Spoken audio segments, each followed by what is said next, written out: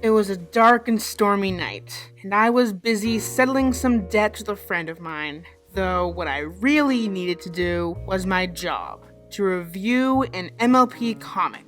But, unfortunately, something got in the way. My brutish demon pony friend got in a small scuffle with a freeloader living in my apartment, Detective Dick Gumshoe. He just showed up one day and began causing mayhem. Mostly ignorable, or at most easily fixable stuff, but still mayhem nonetheless. But tonight of all nights, Gumshoe just managed to get my goat. He destroyed something that took ages and many scarring memories to fix. I was angry, but he didn't deserve to die. At least not in the dark of the night with no way of knowing who did it. And, to add insult to injury, the direct cause of my mental scars, my nemesis, my evil counterpart from an alternate reality. Get the fuck on with it! Yes, get on with it! Alright, jeez. Side note, noir monologues are internal. Parodies are tacky and I hate you. Come now, comic. I could have done far worse to you and that critic fellow than lock you in that nondescript room. Now, have you figured out who killed your friend? I have plans I need to get back to, and they don't involve being here. Not that you aren't a barrel of laughs, but neither of us likes each other, so let's resolve this, and I will get out of your mane. Well, after a few hours of searching, the only clues we have is Gumshoe's service revolver, which is missing one bullet, and a slipper, one of a set of 4 that have my face on it. And here I thought I was the narcissistic one. Well, these are the clues that we have, but it still doesn't explain who killed Gumshoe or the location of his body. Well, comic, you're missing the most important thing, and it's right in front of your face. And what, pray tell, would that be? Gumshoe is not dead. The missing bullet from his service revolver broke that window over there. And when the power went out the first time, Gumshoe just played dead, and you numbnuts never checked for a pulse. Oh, for the love of Fausticorn. How did we not think of that? Jet, aren't you a doctor? Couldn't you have done that? It's a PhD in ass kicking. Honestly, what do you people do when I talk? And then, when the power went out the second time, he used your slippers, the only thing that could have possibly combated the unusually loud floor you have in here, to sneak to another part of the apartment. He must have had the slippers shoved under his shirt or something. And then, one of the slippers must have fallen off in his exit.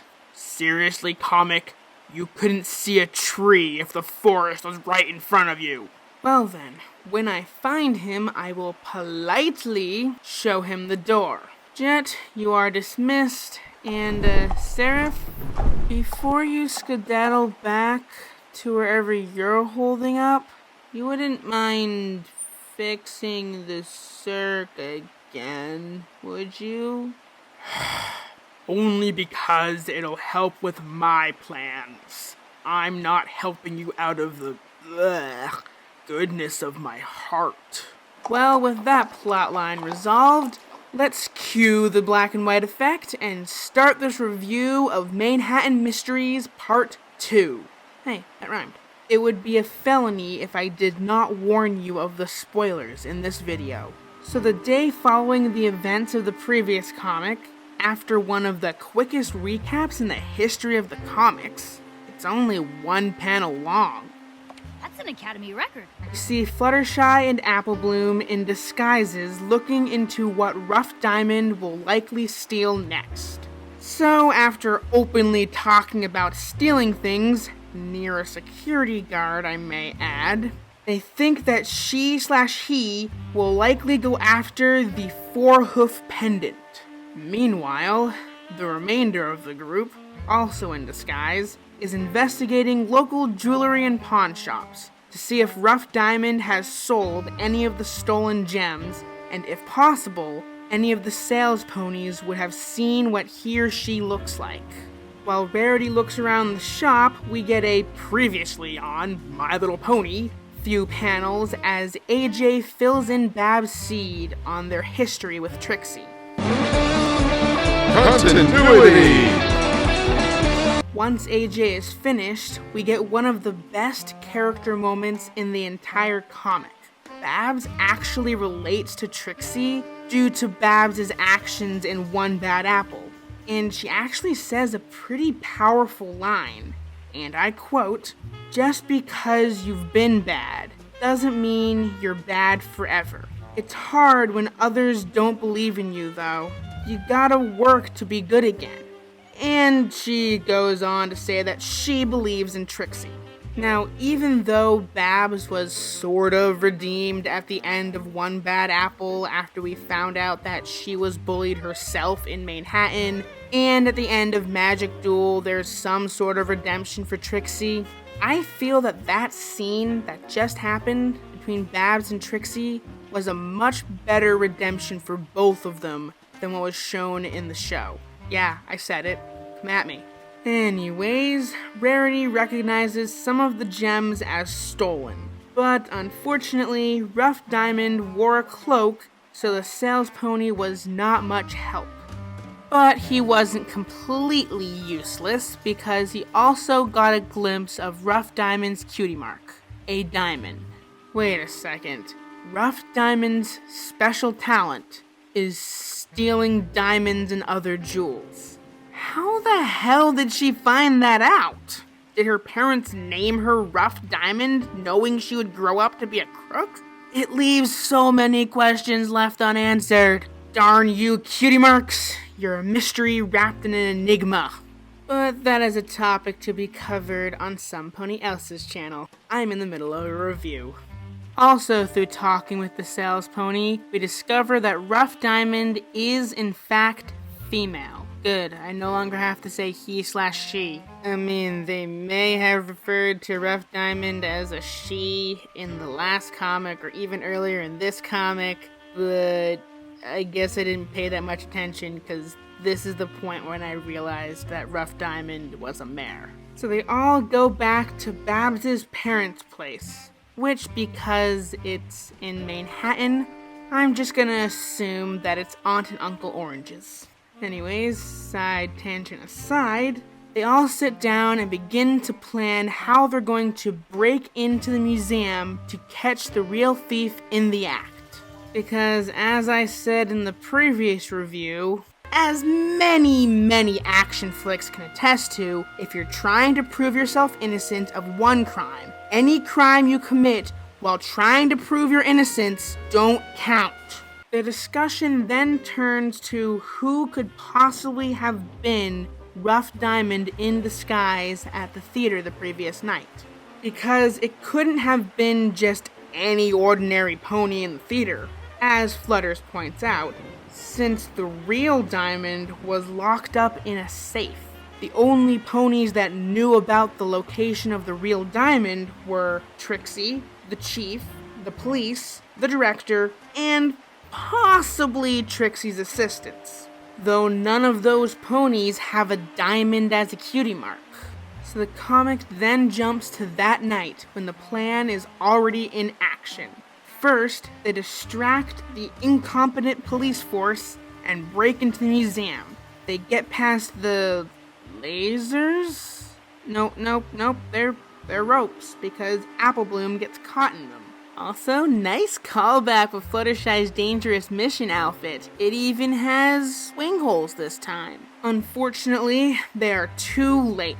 Rough Diamond got away with the 4-hoof pendant. And so, Trixie, Fluttershy, Rarity, Applejack, Apple Bloom, and Babs are all caught in the alleged act by the suddenly on-point police force. So they're all about to be arrested when Babs notices something. She has Trixie untie Fluttershy and tie up the arresting officer. Why? Well, because she's Rough Diamond, of course. Say what? So how did Babs come to this stunning realization? Well, apparently being on the police force would have been the best possible cover. After the final trick, when every pony was distracted, she slipped the fake diamond under AJ's hat. She was also one of the officers that opened the safe, allowing her to throw in the smoke bomb, take the real diamond, and put it under Trixie's hat. When the real diamond was discovered under Trixie's hat, it would then frame Trixie, pushing the blame off her. But the final nail in Rough Diamond's proverbial coffin is her cutie mark. How is it her cutie mark, you may ask? Well, in an earlier panel, Rough Diamond had to make a quick exit and then immediately come back in disguised as a police officer. And cutie marks don't smudge. Wow, this is the second time in the entire comic book series where some pony's cutie mark being smudged undoes their entire ruse. Interesting. And so they remove the paint, revealing the diamond cutie mark. Would have been mine if it hadn't been to those meddling kids. So all is forgiven, their names are cleared, and Rough Diamond is hauled off to pay for her crimes, vowing to return. Future comic book arc, maybe? The end. Okay, I'd give this comic 7 diamond cutie marks out of 10. It wrapped up everything that it set up in the first part. And aside from some more poor portrayals of police officers, there really isn't much more to say about it specifically. Overall, this arc scored a 67.5%, which is equal to the letter grade of a D+. It was a well-written mystery story. The only major flaw that it had was how it portrayed law enforcement, which is sort of an unfortunate trend, not only in this comic, but also in one that I haven't really covered yet. I also sort of wish that they put in more clues for the reader to figure out who Rough Diamond was, instead of the whole Sherlock Holmes style reveal at the end. Though the scene between Babs Seed and Trixie and their heartfelt moment in the jewelry shop definitely made this comic for me. Also, they actually made Trixie a legit show pony with actual tricks in her show. That was definitely great character development on the comic's part. Well, that is my 2 bits on this comic. Tell me your 2 bits in the comments below. And while you're down there, why not suggest a possible future spoiler alert? And don't forget to like and subscribe. I'm Comic Sans, and I'll see you next time when I review Friends Forever number 5, starring Fluttershy and Decora.